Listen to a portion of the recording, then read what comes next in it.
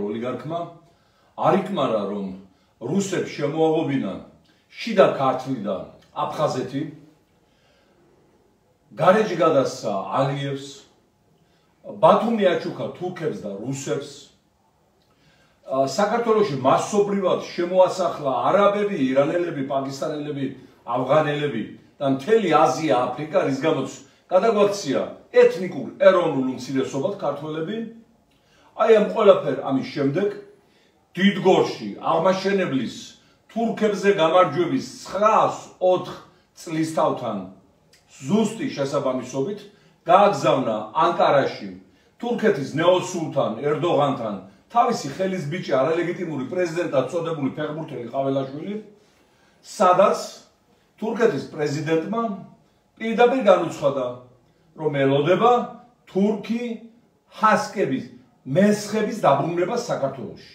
ეს არის 9 მილიონზე მეტი გაურკვეველი თვითშეგნების მასა, რომელიც გაასახლა საქართველოს და საბჭოთა კავშირის კომუნისტურმა რეჟიმმა და რასთან დაკავშირებითაც ჩვენთვის არავის არაფერი არ უკითხავს, რადგან არ ქონდა არანაირი დამოუკიდებლობა თუნდაც ამიტომ. რა თქმა უნდა, ეს ძალიან სერიოზული ამბავია. ეს კიდევ ერთხელ ნიშნავს, რომ ივანიშვილს გადაწყვეტილი აქვს საქართველოს წაშალოს პოლიტიკური რუკიდან და სრულიად სხვა ხალხი მოაშენოს და ეს განცხადებაც ერდოღანის არ იყო შემთხვევითი დღის წესრიგი პრეზიდენტებს შორის, როგორც წესი, წინასწარ თანხმდება და იქ შემთხვევითი განცხადებები არ კეთდება. ამიტომ მოატყუონ ჭორველაში თავის ბებიები მოკლედ. ახლა მე რა მინდა გითხრათ, ორი მომენტი აქვს, ამ იმედი არ გამთიშავენ ნაადრევად ჩვენი მეგობრები. ორი მომენტი აქვს აღნიშნულ საკითხს. პირველი, საერთაშორისო სამართლებრივი, რადგან ახლად წარმოშობილ სახელმწიფოს საერთაშორისო სამართალმემკვიდრეობის შესაბამისად არ გააჩნია არავითარი ვალდებულებები წინა სახელმწიფოს მიერ აღებულ სამართლებრივ გარანტიებზე და მიღებულ გადაწყვეტილებებზე. ანუ ეს არის ნორმა, მსოფლიო ნორმა, რომლის თანახმადაც ჩვენ ქართული სახელმწიფო არ შეიძლება იყოს პასუხისმგებელი ეგრეთ წოდებული თურქი მესხების აქედან გასახლებაზე სტალინის რეჟიმის მიერ. ეს პირველი. მეორე უკვე მხატვრული ნიუანსი მიმართავ ბატონ ერდოღანს პირადად. აი როგორც ბატონო პრეზიდენტო, თქვენ დაგაკარგიეს იმპერიებმა ქართველობა, ისე დააკარგიეს იმ ეგრეთ წოდებულ თურქ მესხებს ქართული თვითშეგნება.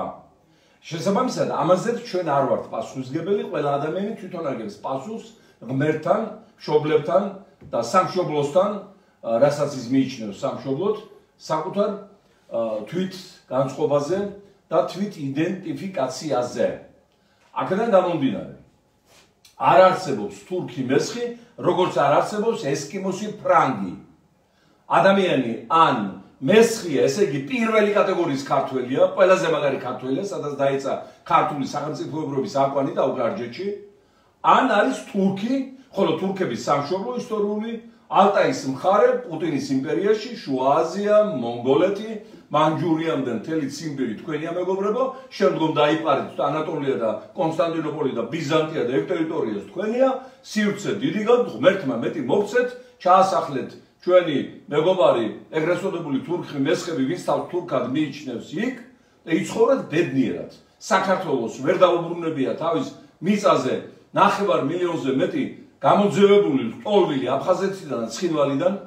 საქართველოს ვერ დაუბრუნებია აქედან გაქცეული შვილები ემიგრანტებად თავის გადასარჩენად სოფლიოს ყველა კონტინენტზე და ნამდვილად ახლა ისეთი სერიოზული ფიგურისგან როგორც თურქეთის პრეზიდენტია აი ამ მხატვრულ ფანტასმაგორიული მოთხოვნის წამოყენება არ ატარებს სერიოზულობის ელემენტებს და ყველამ გაიგოს ჩვენმა ხალხმა იმედიას გაიგო და მსოფლიო მათ შორის ერდოღანმა რომ ქვეყანას დღეს მართავს მტერი ეროვნული ჩვენი პუტინისგან გამოგზავნილი, რომლის მიზანია ამ ქვეყნისგან არაფერი აღარ დარჩეს, რასაც ქართული ხალხი და დემოკრატიული სამყარო არ დაუშვებს და მოერიდოს თურქული სამყარო, რომლებსაც გონიათ რომ უკვე აღადგინეს ოსმალეთის სასულთნო და ერდოღანი უკვე სულთანი გონიათ, ცოტა ფრთხილად იყვნენ, არაერთხელ წაიტეხა თურქეთმა ცხვირი ზედმეტი ამბიციების გამო ვიღაცეებთან.